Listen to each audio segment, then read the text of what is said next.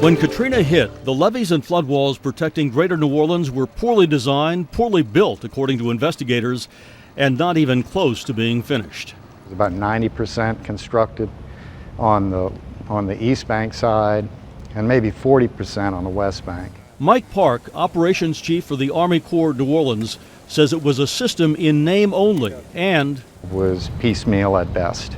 Two former members of the independent Team Louisiana investigation into what went wrong have harsher descriptions. The entire design was obsolete. In some cases, the changes have been made to reduce costs that exposed weaknesses in the design. This was catastrophic engineering failure. Along the Mr. Go, the Mississippi River Gulf outlet, attacking storm surge from Lake Borgne breached miles of the Army Corps levee. They built those levees along the Mr. Go of sand, of the wrong material. Critics say the Army Corps ignored decades of warnings that Katrina proved correct.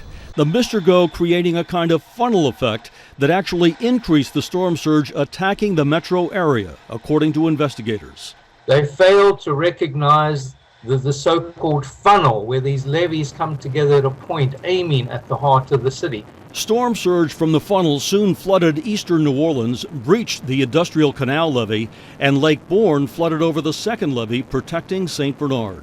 These were sort of minimal designs that, that really were not up to protecting an urban population.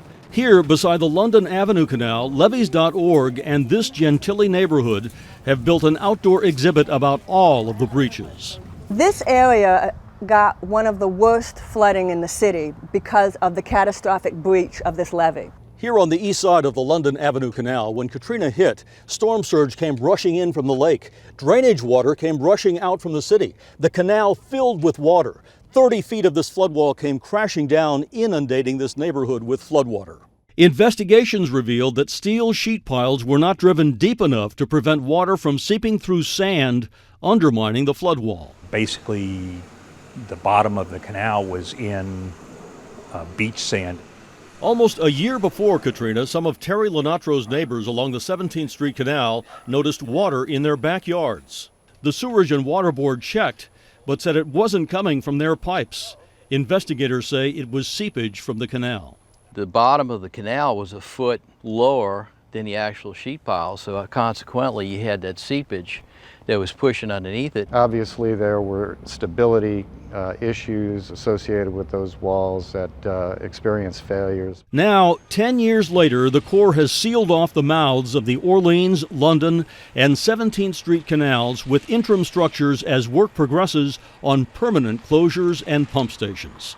The drainage canals in New Orleans have been closed off from a storm surge. From now on, these walls are strictly for drainage. And much like the massive floodgates the Dutch showed us when we examined their system, the Army Corps has built storm surge barriers at the Seabrook Floodgate Complex, at the Inner Harbor Navigation Canal, and at a similar complex on the West Bank. We built the West Closure Complex that seals off the Harvey and Algiers canals from a direct impact of a storm surge. And that includes the largest drainage pump station in the world. The new design shortens the perimeter of the levee protection system by 70 miles. We went from about 200 miles to about 130 miles that's exposed to a storm surge. In addition, the Corps now sinks steel sheet piling much deeper and builds upside-down T flood walls instead of the less stable I flood walls, so floodwater that goes over the top is far less likely to erode and knock them over. Now we're armoring the system with high-performance turf reinforcement mat. The East Bank Levee Authority pressed hard to get the Corps to commit to that armoring, says Commissioner Paul KEMP. Grass grows through a tough plastic sheet in this armor to resist erosion. It means that even if some water goes over the top, we're not going to lose the whole levee. The Corps calls this $14.5 billion system robust, resilient, but only risk reduction, not flood protection.